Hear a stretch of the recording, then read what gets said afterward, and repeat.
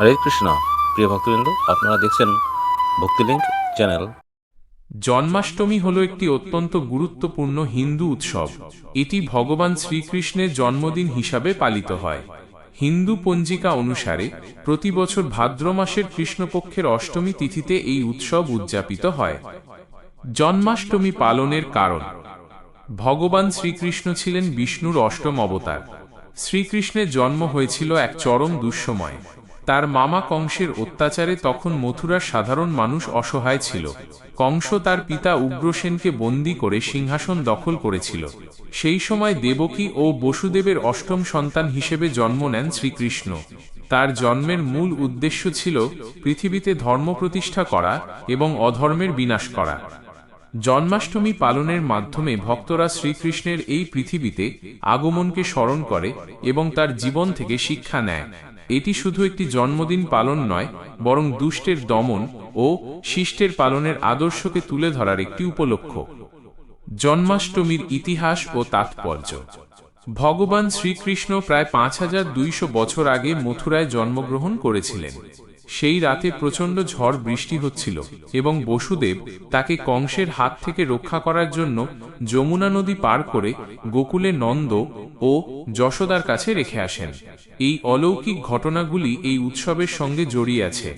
শ্রীকৃষ্ণের বাল্যলীলা, যেমন গোপিনীদের সঙ্গে তার খুনসুটি, মাখন চুরি এবং গোবর্ধন পর্বত তুলে গ্রামবাসীদের রক্ষা করা ইত্যাদি কাহিনীগুলি জন্মাষ্টমীর সময় স্মরণ করা হয়। জন্মাষ্টমী কিভাবে পালন করা হয়? জন্মাষ্টমী বিভিন্ন উপায়ে পালন করা হয়। এর মধ্যে কয়েকটি প্রধান রীতি নিচে দেওয়া হল। উপবাস ও পূজা: অনেক ভক্ত এই দিনে উপবাস করেন এবং মধ্যরাতে কৃষ্ণের জন্মলগ্নে পূজা করেন। কৃষ্ণের মূর্তিকে নতুন পোশাকে সাজানো হয়, দুধ, মধু ও গঙ্গাজল দিয়ে স্নান করানো হয় এবং তারপর তাকে ভোগ নিবেদন করা হয়। মন্দির সজ্জা: মন্দিরগুলোকে ফুল ও আলো দিয়ে সাজানো হয়। বিশেষ করে মথুরা, বৃন্দাবন এবং দ্বারকার মন্দিরগুলোতে এই দিনে প্রচুর ভক্তের সমাগম হয়। নৃত্য ও সঙ্গীত: অনেক জায়গায় রাধা কৃষ্ণের জীবন নিয়ে বিভিন্ন নাটক, নৃত্য এবং ভজন কীর্তনের আয়োজন করা হয়।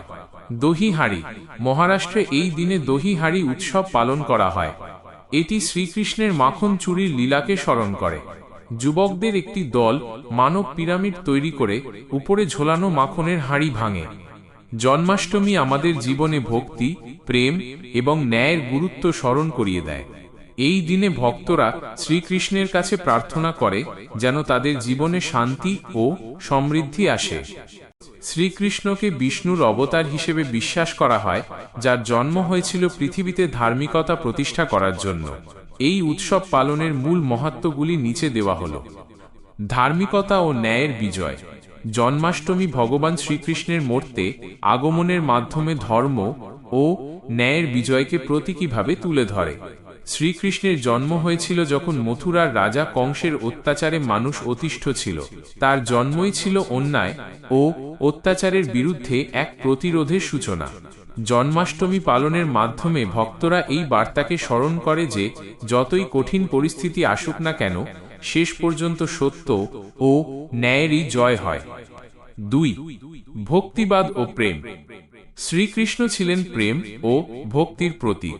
তার জীবন ও লীলাগুলি ভক্তিমূলক অনুভূতির জন্ম দেয়। জন্মাষ্টমীর দিনে ভক্তরা উপবাস করে, পূজা অর্চনা করে এবং শ্রীকৃষ্ণের জীবনের কাহিনী ও ভজন কীর্তন গেয়ে তার প্রতি তাদের ভক্তি প্রকাশ করে। এই দিনে ভক্তরা তাদের সমস্ত পার্থিব বিষয় থেকে নিজেদের দূরে রেখে ঈশ্বরের সঙ্গে একাত্ম হওয়ার চেষ্টা করে। 3. জীবন দর্শন ও শিক্ষা: শ্রীকৃষ্ণের জীবন আমাদের অনেক মূল্যবান শিক্ষা দেয়।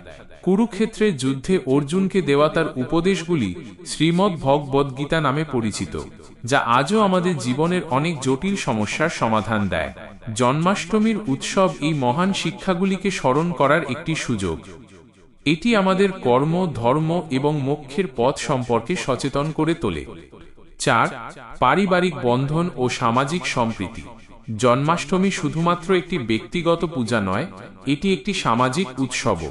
এই দিনে পরিবার ও বন্ধুরা একসঙ্গে মিলিত হয়ে পূজা, উপবাস এবং অন্যান্য ধর্মীয় কার্যকলাপে অংশ নেয়।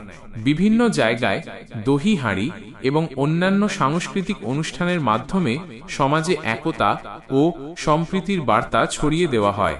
এটি সমাজের বিভিন্ন স্তরের মানুষকে একত্রিত করে, যা এক ধরনের সামাজিক বন্ধন তৈরি করে। জন্মাষ্টমী উৎসব আমাদের মনে করিয়ে দেয় যে জীবনে যখনই খারাপ সময় আসে, তখনই ঈশ্বরের আশীর্বাদ আমাদের রক্ষা করতে এগিয়ে আসে। এটি আশা, বিশ্বাস এবং ভালোবাসার এক শক্তিশালী প্রতীক। জন্মাষ্টমীর উৎসবের সঙ্গে শ্রীকৃষ্ণের জীবনের কিছু বিশেষ দিক ও অলৌকিক ঘটনা ওতপ্রোতভাবে জড়িত, যা এই উৎসবকে আরও মহিমান্বিত করে তোলে। শ্রীকৃষ্ণের অলৌকিক জন্ম ও বাল্যলীলা। জন্মাষ্টমীর রাত শুধু একটি জন্মদিন নয়, এটি একটি অলৌকিক ঘটনার রাত। শ্রীকৃষ্ণ যখন কারাগারে জন্মগ্রহণ করেন, তখন বসুদেব দেবকীর কাছে তার অষ্টম সন্তানকে কংসের হাত থেকে রক্ষা করার জন্য তাকে যমুনা নদী পার করে গোকুলে নন্দ ও যশোদার কাছে রেখে আসেন। এই সময় যমুনা নদী ভয়ঙ্কর রূপ ধারণ করলেও অলৌকিকভাবে বসুদেব নদী পার হতে সক্ষম হন। সেই রাতে বসুদেব ও শিশুর ওপর বৃষ্টির ফোঁটা যাতে না পড়ে, তার জন্য বাসুকী নাগ ফনা মেলে ছাতার মতো তাদের রক্ষা করেন। এই অলৌকিক ঘটনাগুলো শ্রীকৃষ্ণের দৈব শক্তির পরিচয় বহন করে। গোকুলে বেড়ে ওঠার সময় শ্রীকৃষ্ণের অনেক বাল্যলীলা আজও ভক্তদের মনে আনন্দের সৃষ্টি করে। মাখন চুরি, গোপিনীদের সঙ্গে খুনসুটি, পুতনা রাক্ষসীকে বধ করা, কালীয় নাগ দমন করা এবং গোবর্ধন পর্বত তুলে গ্রামবাসীকে ইন্দ্রের রোষ থেকে রক্ষা করা, এই সব কাহিনীগুলি শ্রীকৃষ্ণের শৈশবের অলৌকিকতার প্রকাশ। এই লীলাগুলির জন্যই তাকে ননীচোরা, গোপাল এবং গোবর্ধনধারী নামেও ডাকা হয়। জন্মাষ্টমী এবং দহি হাঁড়ি উৎসব। ভারতবর্ষের বিভিন্ন প্রান্তে জন্মাষ্টমী নানাভাবে পালিত হলেও মহারাষ্ট্রের দহি হাঁড়ি উৎসবটি বিশেষভাবে উল্লেখযোগ্য। এই উৎসবে মানুষজন একত্রিত হয়ে একটি উঁচু স্থানে ঝোলানো মাটির হাঁড়ি ভাঙার চেষ্টা করে। এই হাঁড়িতে সাধারণত দই, মাখন এবং মিষ্টি থাকে। যুবকদের একটি দল মানব পিরামিড তৈরি করে সবার উপরে থাকা একজন হাঁড়িটি ভাঙে। এই উৎসবটি শ্রীকৃষ্ণের বাল্যকালের মাখন চুরির লীলার প্রতীক। ছোটবেলায় কৃষ্ণ এবং তার বন্ধুরা গোপিনীদের বাড়ি থেকে মাখন চুরি করে খেতেন। গোপিনীরা তাদের হাত থেকে রক্ষা পাওয়ার জন্য মাখনের হাঁড়িগুলো উঁচুতে টাঙিয়ে রাখত, কিন্তু কৃষ্ণ ও তার বন্ধুরা মানব পিরামিড তৈরি করে সেই হাঁড়িগুলো ভেঙে ফেলতেন। দহি হাঁড়ি উৎসবটি সেই ঘটনাকে স্মরণ করে এবং এর মাধ্যমে শ্রীকৃষ্ণের দুষ্টুমি ও বুদ্ধিমত্তাকে সম্মান জানানো হয়। জন্মাষ্টমী এবং ভগবদ্গীতার শিক্ষা। যদিও শ্রীকৃষ্ণ জন্মাষ্টমীর সময় শিশু, কিন্তু তার পুরো জীবনটাই আমাদের জন্য শিক্ষায় ভরপুর। বিশেষ করে মহাভারতের কুরুক্ষেত্রের যুদ্ধে অর্জুনকে দেওয়া তার উপদেশগুলি শ্রীমদ্ ভগবদ্গীতা নামক ধর্মগ্রন্থের রূপ নেয়। এই উপদেশগুলি আমাদের জীবনে কর্মের গুরুত্ব, ধর্মের পথে চলা, আত্মনিয়ন্ত্রণ এবং ঈশ্বরের প্রতি ভক্তি সম্পর্কে জ্ঞান দেয়। জন্মাষ্টমীর উৎসব শুধু কৃষ্ণের জন্মদিন নয়, এটি তার দেওয়া এই মূল্যবান শিক্ষাগুলোকে স্মরণ করারও একটি উপলক্ষ। জন্মাষ্টমী উপলক্ষে কৃষ্ণের জন্ম লীলা সম্পর্কে জানার আগ্রহ অত্যন্ত প্রশংসনীয়। এই লীলাগুলি কেবল ধর্মীয় কাহিনী নয়, বরং মানুষের জীবনে ভক্তি ও বিশ্বাস জাগিয়ে তোলার এক অনন্য মাধ্যম। কৃষ্ণের অলৌকিক জন্ম। ভগবান শ্রীকৃষ্ণের জন্মলীলা শুরু হয়েছিল তার জন্মের অনেক আগে থেকেই। তার জন্ম হয়েছিল মথুরার কারাগারে। তার পিতা ছিলেন বসুদেব এবং মাতা দেবকী। দেবকীর ভাই অত্যাচারী রাজা কংস একটি দৈববাণীতে জানতে পারে যে দেবকীর অষ্টম গর্ভের সন্তান তাকে হত্যা করবে। এই ভয়ে কংস দেবকী ও বসুদেবকে কারাগারে বন্দী করে রাখে এবং তাদের প্রথম 7টি সন্তানকে একে একে হত্যা করে। যখন দেবকীর অষ্টম সন্তান হিসেবে শ্রীকৃষ্ণ জন্ম নেন, তখন তা ছিল এক অলৌকিক ঘটনা। সেই রাতে আকাশে ঘন মেঘ ছিল, বিদ্যুৎ চমকাচ্ছিল এবং প্রবল ঝড় বৃষ্টি হচ্ছিল। কারাগারের প্রহরীরা অলৌকিকভাবে গভীর ঘুমে আচ্ছন্ন হয়ে পড়ে। কারাগারের লোহার দরজা আপনাপনি খুলে যায় এবং বসুদেবের হাতের ও পায়ের শেকলও খুলে যায়। দৈব নির্দেশনায় বসুদেব সদ্যজাত কৃষ্ণকে একটি ঝুড়িতে নিয়ে যমুনা নদী পার হয়ে গোকুলে নন্দ ও যশোদার কাছে পৌঁছে দিতে যান।